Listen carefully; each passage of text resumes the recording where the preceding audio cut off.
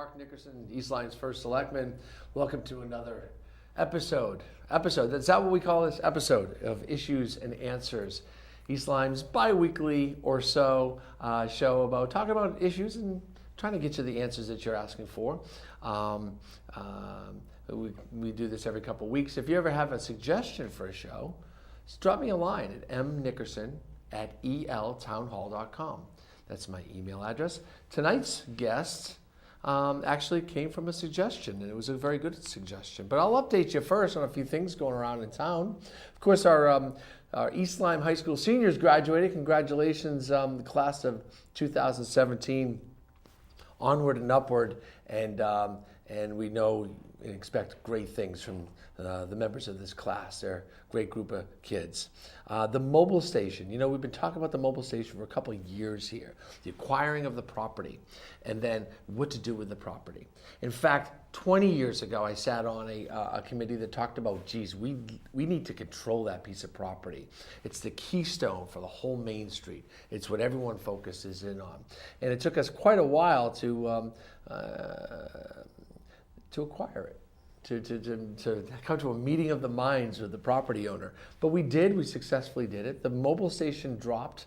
It was demolished a couple weeks ago, and we're in the process now of cleaning up the property. There's a tank in the ground that we're pulling up. There's some hydraulic stuff from under the service station. That was a service station at one point.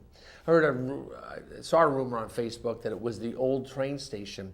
The old train station actually sat to the right, if you're facing the mobile station, sat to the right and closer to the tracks.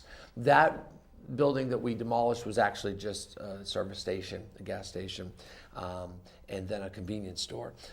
We've demolished that. Our plans are to create a temporary park in there where we'll just put some loam down and some grass seed and water it.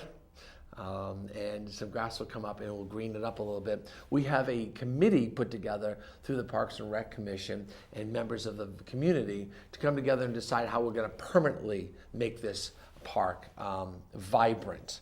But we want green space. We think that's the best use of that space will be to keep a window to the ocean available from our Main Street to all. So we're really excited about that. Been decades we've been talking about it, years that we've been planning for it, and finally a reality. So you see trucks and dust moving around. Pardon our dust. We're getting to the very end of that. Also, plans are really coming together quickly. Here's summer. Here we are, and Celebrate East Lyme is right around the corner, and we know that's the party of the summer is Celebrate East Lyme. July 15th. It starts around 2 in the afternoon and goes through to the fireworks, which are around 9 or 9:30 at night, and then the cleanup happens. So you make your plans now. Bring friends and family out from out of town and bring them on in, and it's kind of like a homecoming a day for East Lyme. Everybody comes back to the town for it. We're looking forward to that. Other things going around in town is just we're getting ready for summer mode. Our lifeguards are on the beach. Our gate attendants are out there. If you haven't got your beach pass, you go to the East Lyme Community Center and you pick them up at the Parks and Rec office. Good stuff happening there. My guest today, by suggestion, but I would have had him on anyway, is Chief Michael Finkelstein. Welcome, Chief. Welcome. Thank you very much. Welcome to town. You came with great fanfare. We were all real excited that, we had a when we went out looking for a chief, we had many qualified candidates, and your resume kept rising to the top. Top 10 and then top 5, top 3, and top 1. And we're really happy to have you in our community. I'm very happy to be here. Thank you very much. So you weren't always a cop. No, of course not. No. No, you weren't born with the badge. I get that, but you were a cop 29 years ago, something like that. 26 years ago. So 1989, I began my police career. Which ended when I retired in 2015. Took a couple months off and went into a foray into politics, as you know. Yeah. Became the mayor of Ledyard, but certainly, the call of police work, always kind of draws you. Once it's in your blood, it's in your blood, and the opportunity to come and serve East Lyme presented itself, and I'm certainly very grateful for that opportunity, and I will be honest, do not miss politics one bit. No? So you were well loved in Ledyard. I mean, I got a couple hate mails. I did. I got a couple. How dare you do this to our town? You know, don't take Mike away. You're part of that community for so long as a police officer, and then as a beloved mayor.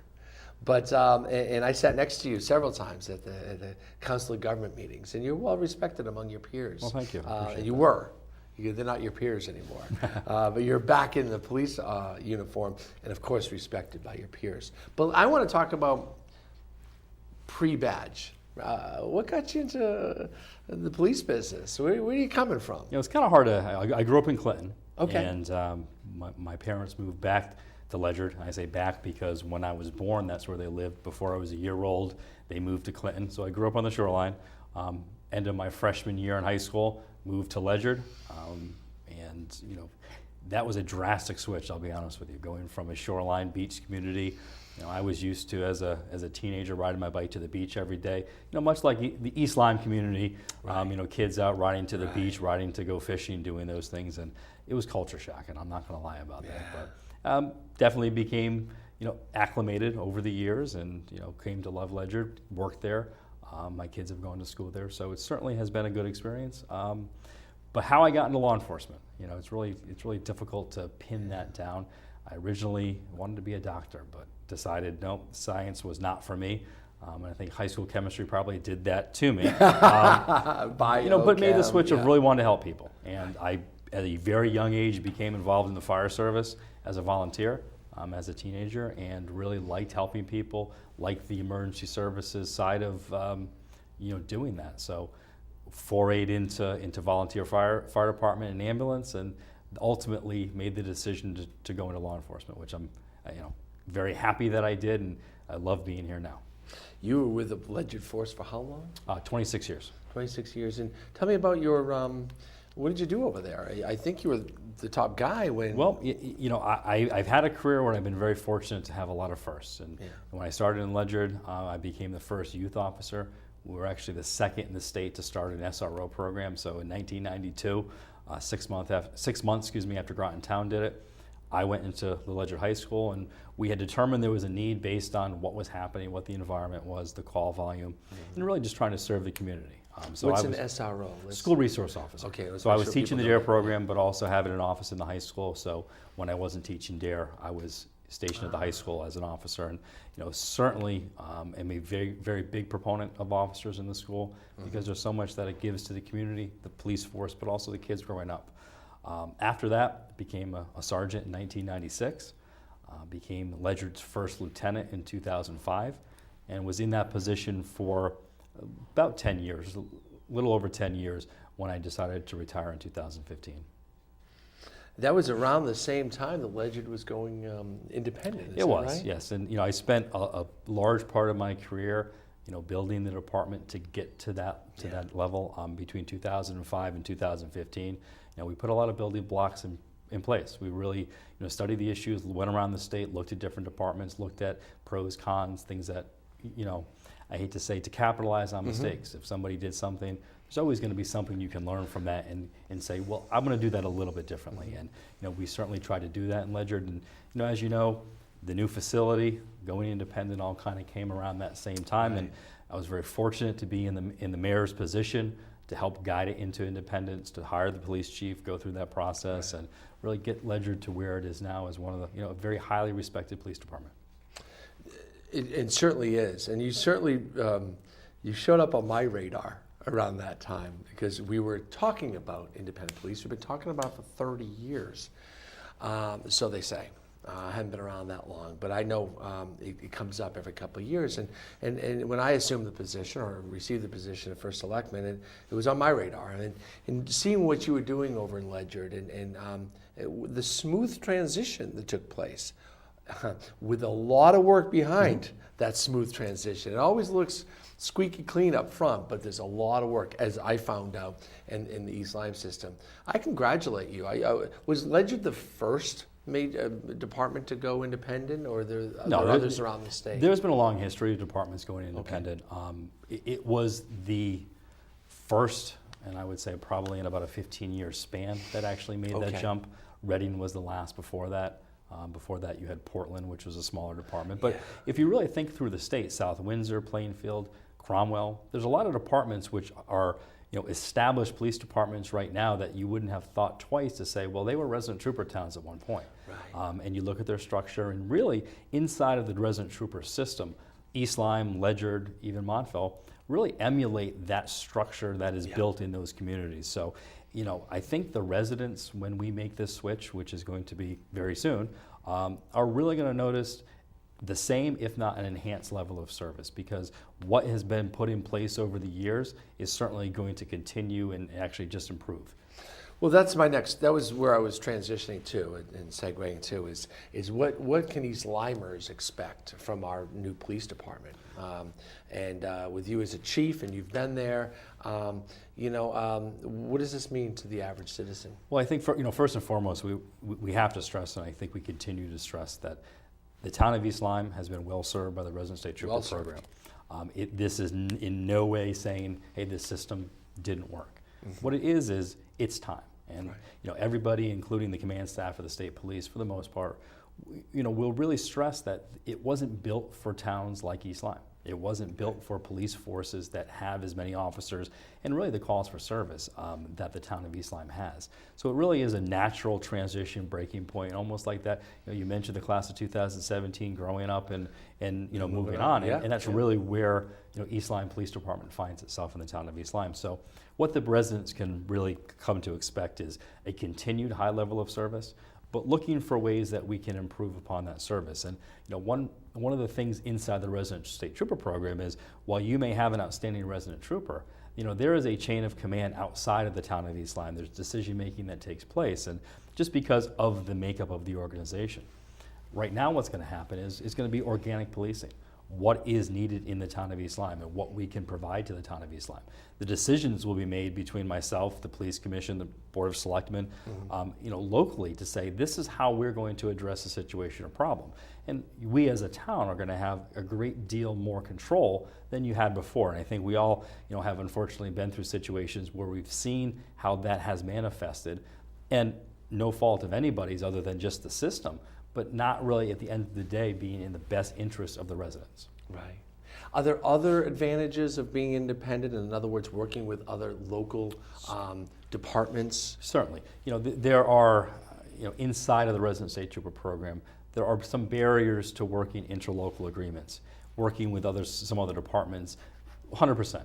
And that's something that we certainly are going to enjoy going independent, where our partners of other law enforcement agencies around southeastern Connecticut will be our partners inside of East Lyme and outside.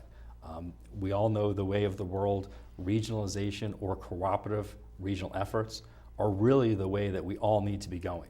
And the town of East Lyme, especially the police department, is going to be going in that direction. There are certainly opportunities for us out there to enhance the level of service that we provide by enlisting partnerships with other agencies around us.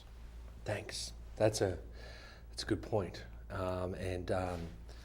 We know about some of those hurdles as I've struggled with that over the last couple years. So we can only expect good things there. You've been on the job now for almost 2 months. We brought you in on May 1st to start getting comfortable with the men and women that work for us and the needs of the town and the risks of the town. What was your first impression? Oh, just once I got past the excitement of being there, just how vibrant the town is, how really incredibly proud the citizens are of the town of East Lyme, and also really 99% of the feedback that I get is extremely positive of the police department, and that 1% are things that we certainly are easily working on. Issues of maybe that we don't have the manpower to really address it the way someone would like. So having those conversations of how do we address it, and maybe in a different way. And, I think we all see some of the frustrations that happen in economic conditions as they are, where we're triaging and we're trying to get to things as quick as possible. But sometimes it's not quite quick enough. So we things that we're going to be working on and trying to give the best product possible to our residents. But really the residents of this community and the interactions with the police department have struck me as a very, very positive. It's a community, I think, is really the proper way to put that. It's a healthy community. Yes. It's a community that has a sense of place, is comfortable with itself. We're not trying to be someone else or something else. We are what we are, and we're comfortable with it. With this change, change is hard, but I think when you step back and realize that this change is good, this is growing up a little bit.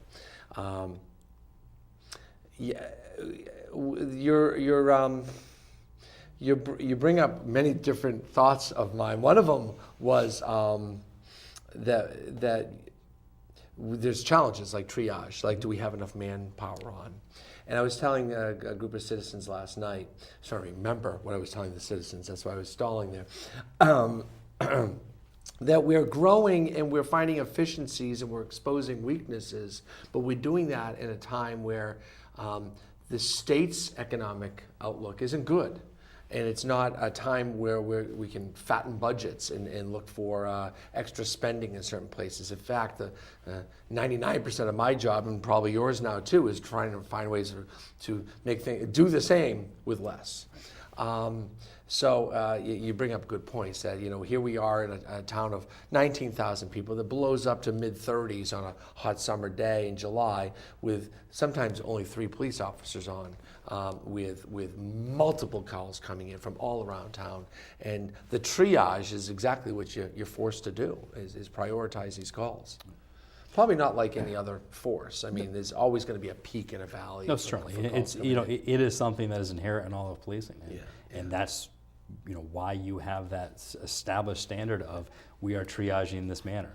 And one thing about law enforcement, and it's always comical in some ways. You can sit and watch, and I can have somebody come in for a day and really be quiet. But the problem is in law enforcement, 1 911 call or 10 911 calls, bring that from 0 to 60 in a heartbeat, and really can tax your staffing. Because you have to remember, you're staffing or you're trying to ensure that you have the capabilities of handling everything that happens, not just one thing that happens. And that's where sometimes small agencies find themselves with their back against the wall, because they really need to make sure that we have the ability to handle everything that's happening in a quick and efficient manner. Right. What's East Lyme's challenge in the policing world? I mean, you come in and you're already, your phone's ringing and you're getting emails. I know how I would answer this, but I throw it to you. What are some of the challenges? Well, I think the challenges are the congestion you have in some parts of town.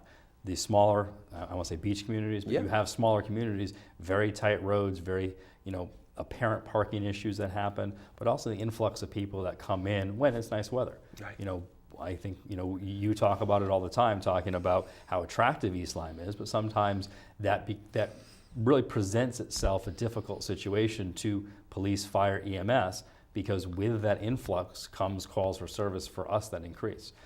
The other part of the thing I think a lot of people don't really recognize in East Lyme, the area near 95 with the hotels is very, it's a high level of calls for service for the police department. Mm-hmm. So, we try to do our best, or have been the last 2 months, and will continue to focus on those areas to really be a deterrent to some of the incidents that were happening, calls for service that are going on there, because if we're not getting those calls because the atmosphere maybe is a little bit different.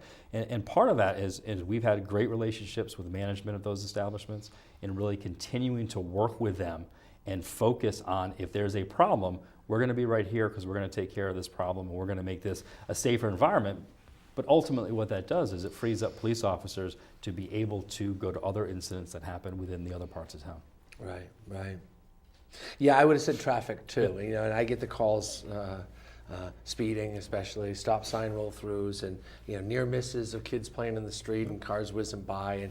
And you're right. We got to remember, we live in a place where people come to vacation and want to be where we live. Yeah. We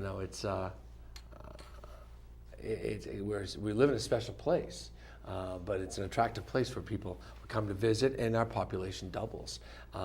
And some of the visitors might not have as caring an attitude as we might, or a sense of pride, or a sense of respect. So ultimately huge challenges, and cooler heads prevail, said an old boss of mine way back, that we got to remember patience and perspectives and other points of view, and these can be difficult months in the summertime, and we're glad that we have a chief now who is accountable to that and works for the citizens directly, and can understand those challenges and make improvements over time as well. Our police commission will now be the traffic authority in town. We'll work in conjunction with the police department in bringing a better traffic control. And then, yes, we do have some troubled areas. Some of the hotels you brought up, lots of calls and lots of incidences up there. And I'm glad to see that made your priority list of challenges and things to work on. No, certainly. And that's an area where we'll continue to focus and really, I would say, be creative in the ways that we're trying to address situations that are happening there. No doubt. So what should people know about you? I know you're like a Little League coach or no, you're a basketball coach. Well, family guy. Well, having 4 kids, Yeah. you have little time to yourself. And Right. when people ask me what I do for fun, I have no idea what I do for fun because I go to work. I also teach at Three Rivers. I teach forensic science up there, 1 class a semester. So between work, between kids, their sports, certainly no free time out there to have. So, my kids are very involved all 3 seasons, going through sports. And right now we just finished baseball, but softball's continuing, and Right. live at those fields. Right. It's funny because you had mentioned about coaching baseball, and there's no way because the kids are so divided up in where they're playing. Basketball was tough enough, and I became a basketball coach just because I was told they weren't going to have a team if I didn't. Yeah. And but it also impacted the other 2 kids going to see their game. So it was a stretch. I'll be honest with you on that. But me personally, just trying to balance family, work, and getting kids to where they have to go, because that's the challenge. You're a taxi or an Uber driver. And everybody out there has either gone through that challenge or is in the middle of the weeds right now, dealing with it. And when it's gone, you miss it. I miss not being on a baseball field watching my kids play. It's You can always stop by and watch. Yeah, I suppose. I miss the ice cream afterwards mostly. So Chief, welcome to our town. If people wanted to reach out and meet you, you've done a lot of community events already, and as you're introduced, you'll be able to meet more and more people. But can they drop you a line, an email? Absolutely. Can we encourage that? Don't overwhelm the chief. We want him on the job, but maybe you could give your email address. No, certainly, it's M Finkelstein, Finkelstein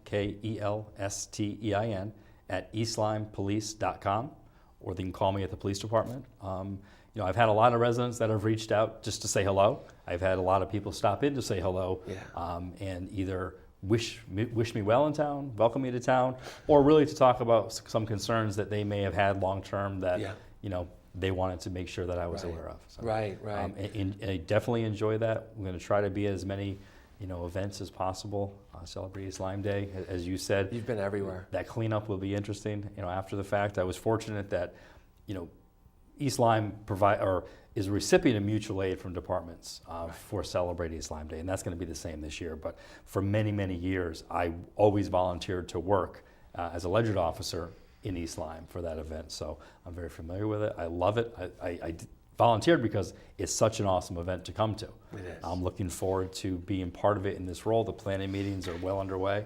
Looking to make sure everybody has a safe and secure environment.